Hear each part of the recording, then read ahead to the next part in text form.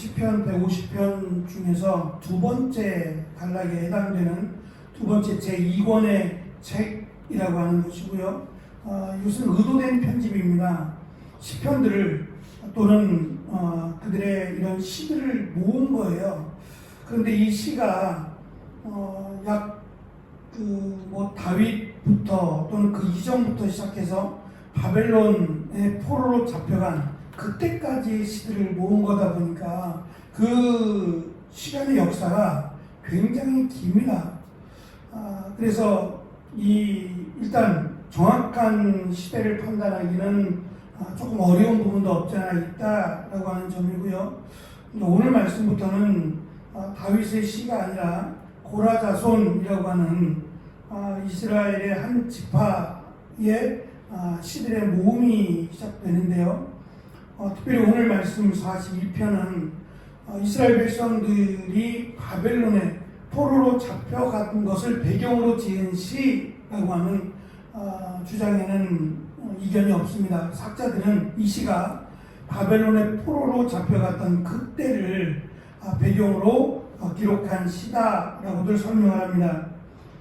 오늘 시편의 핵심은 죄를 지음으로 하나님으로부터 버림받은, 그러니까 말씀드린 배경으로 하자면 이스라엘 백성들이 하나님을 버림으로, 우상을 섬김으로 하나님의 심판으로 바벨론으로 포로로 잡혀갔던 그 시대에 그들의 간절함을, 하나님을 향한 간절함을 기록하고 있다라고 하는 것이고, 이것을 시인은 목마름 그리고 물의 이미지를 배경으로 해서 시를 전개해 나갑니다.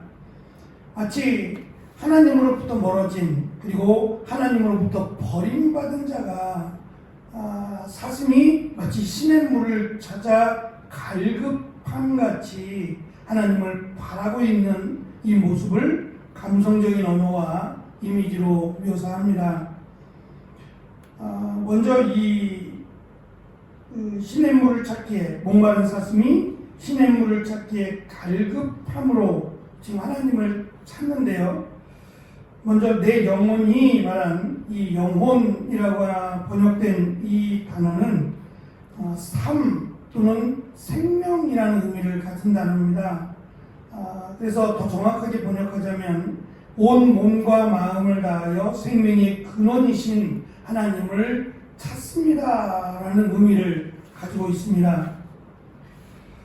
사슴이 시냇물을 간절하게 찾는 이런 모습은 얼마나 사모하고 있는지를 말하는 것 그 이상입니다. 왜냐하면 사슴이 갈급하게 시냇물을 찾는 것은 목숨을 거는 거예요.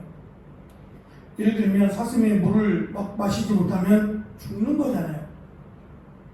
그러니까 죽지 않기 위해서 지금 물을 찾고 있는 사슴의 이미지를 사용한 것은 지금 이스라엘 백성들이 하나님을 만나지 않으면, 하나님을 찾지 않으면 죽는다는 거예요. 신의 말은 하나님을 찾는다. 그러니까 마치 사슴이 물을 찾는 것처럼 찾아야 한다라고 강조하는 것은 하나님을 만나지 못하면, 하나님을 찾지 못하면 우리는 죽습니다라고 하는 간절함을 담았습니다.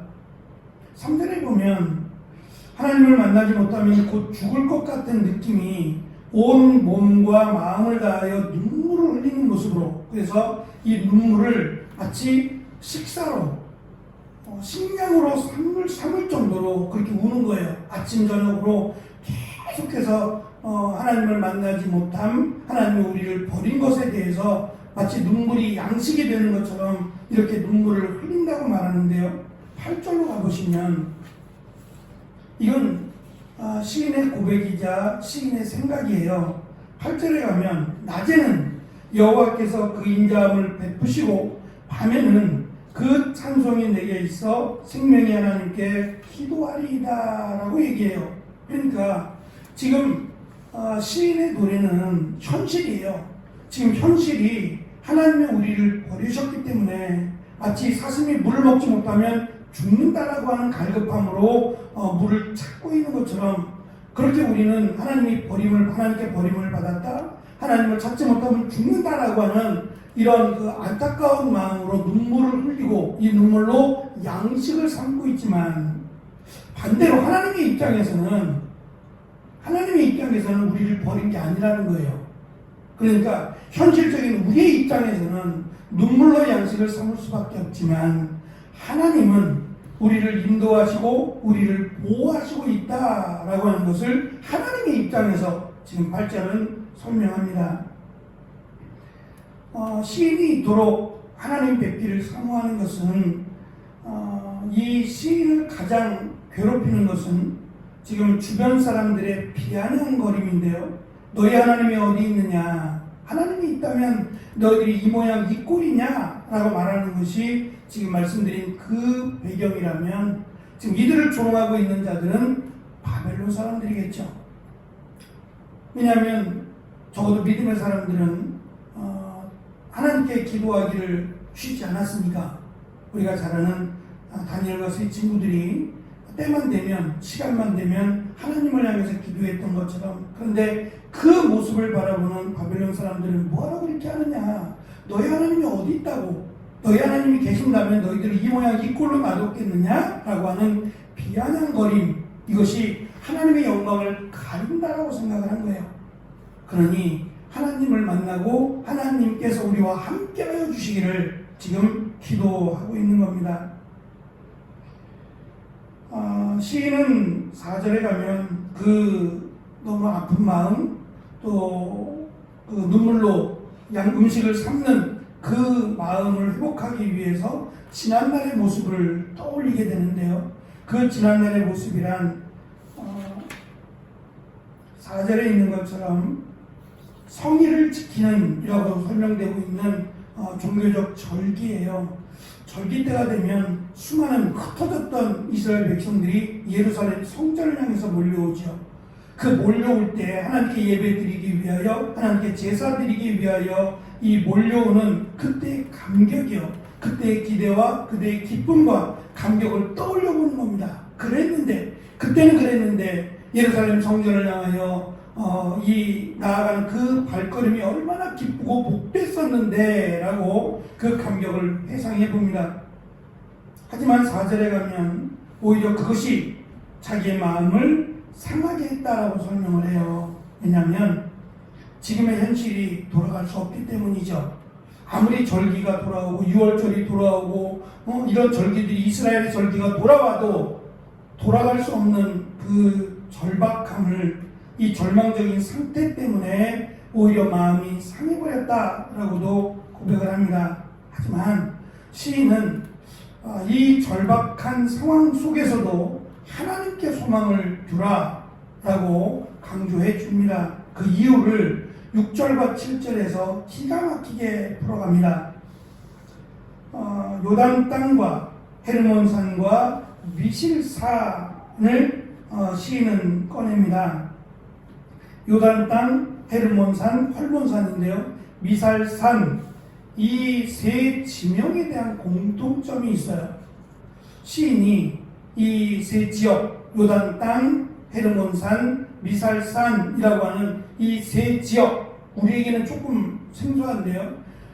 이 시를 노래하고 이 시를 외우고 있는 이들에게는 떠올리게 하는 게 있어요. 첫째는 이 지역들이 약속의 땅 옆에 있는 지역이에요.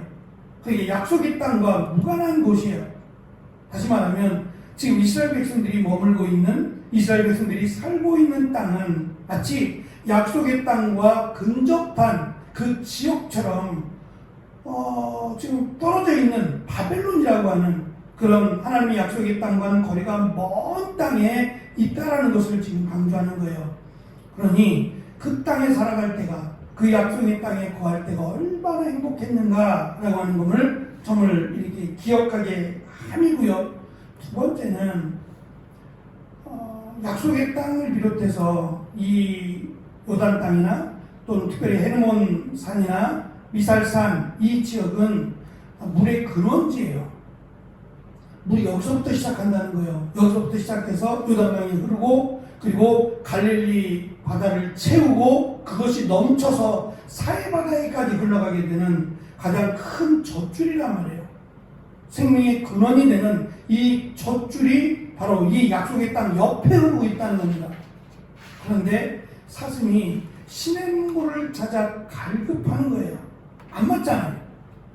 옆에는 폭포를 이루고 바다를 이루는 이 물이 흐르고 있는데 지금 그 사슴이 물을 찾아서 막 헤매이고 이런 모습을 지금 그려가고 있는 것은 바로 옆에 물이 있는데 그 옆에 있는 물을 마실 수 없는 지금 이스라엘 백성들의 현실을 말하고자 하는 겁니다.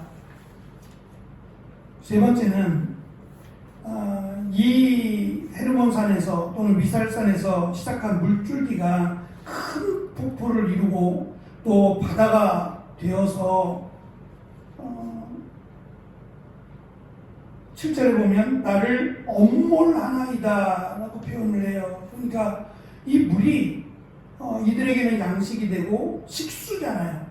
바닷물이 아닌 강물이니까 식수인데 이것이 지나치게 넘치면 바다를 이루어서 그 깊은 바다에 빠져 죽게 된다는 거예요.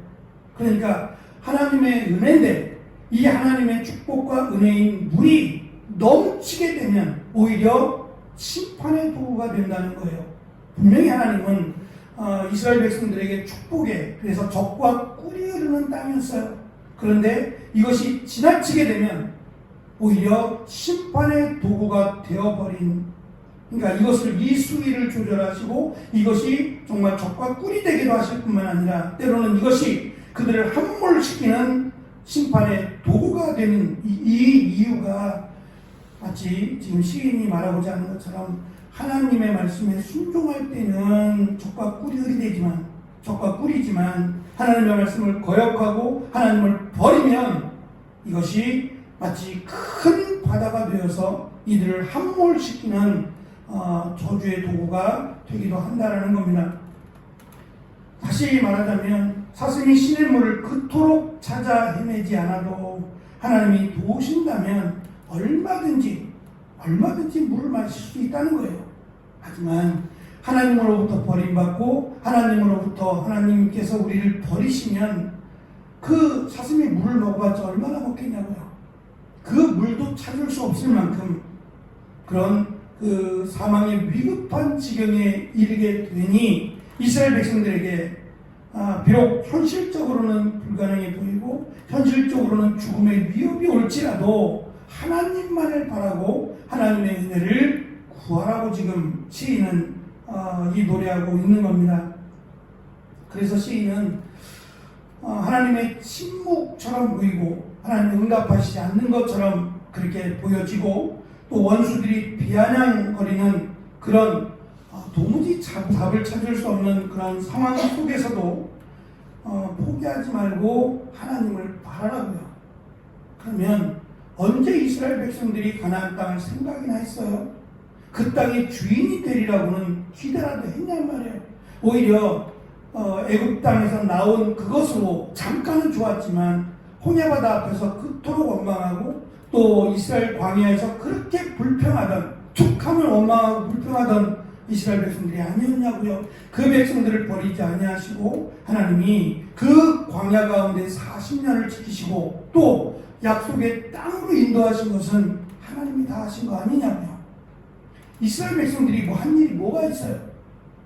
하나님이 다 그들을 먹이시고 입히시고 그들을 적과 꿀이 흐르는 가장 좋은 땅으로 인도하셨건만 이스라엘 백성들은 하나님 말씀을 거역하고 하나님을 무시하고 우상을 섬기고 하나님이 필요 없다고 말한 결국 그들의 모습은 지금 이 바벨론으로 오기에도 마땅하다는 거예요. 오히려 하나님이 심판하지 않고 멸망하지 않는 것이 다행이지.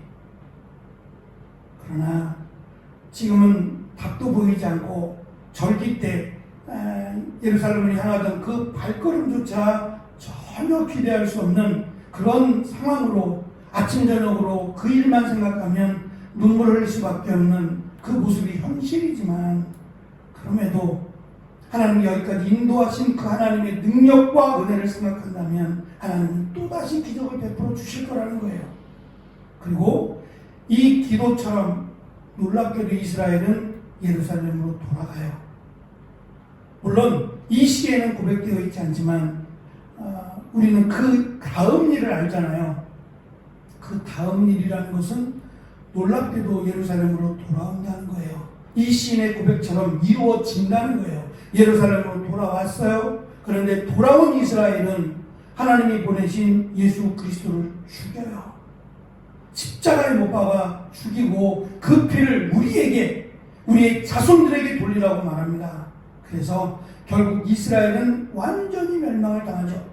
다시 이스라엘이 재건되긴 했지만 그들은 여전히 하나님의 축복과 거리가 먼 마치 저주받은 백성이 되어버리고 말았어요.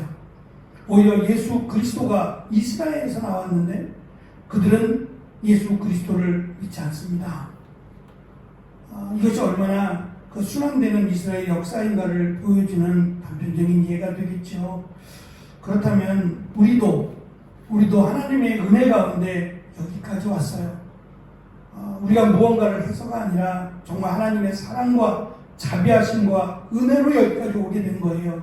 그러면 또 역시 마찬가지로 우리도 하나님을 찾고 하나님을 구하면 하나님은 반드시 사랑이시기 때문에 그 역사의 은혜의 현장으로 우리를 이끌어 가신다라고 하는 것을 노래하라는 겁니다.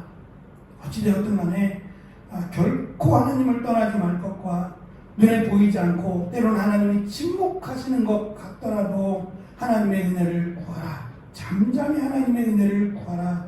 그러면 하나님은 반드시 이루어 주시리라 라고 하는 희망의 메시지로 시편 42편 두 번째 제2권에 해당되는 시가 시작이 됩니다. 이제 다사다라는 여러 가지 이야기들이 두 번의 책에 기록이 되겠지만 첫 번의 책을 포기하지 마라. 지금 바벨론으로 포로잡혀 있지만 포기하지 마라. 하나님은 반드시 믿음의 사람들을 돌아오게 하실 것이다 라고 하는 내용으로 시작하는 것도 분명한 의미가 있을 것이다 라고 하는 생각이 듭니다.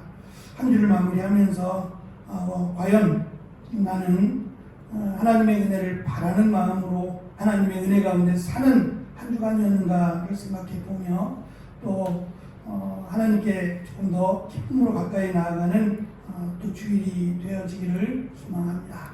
기도하겠습니다.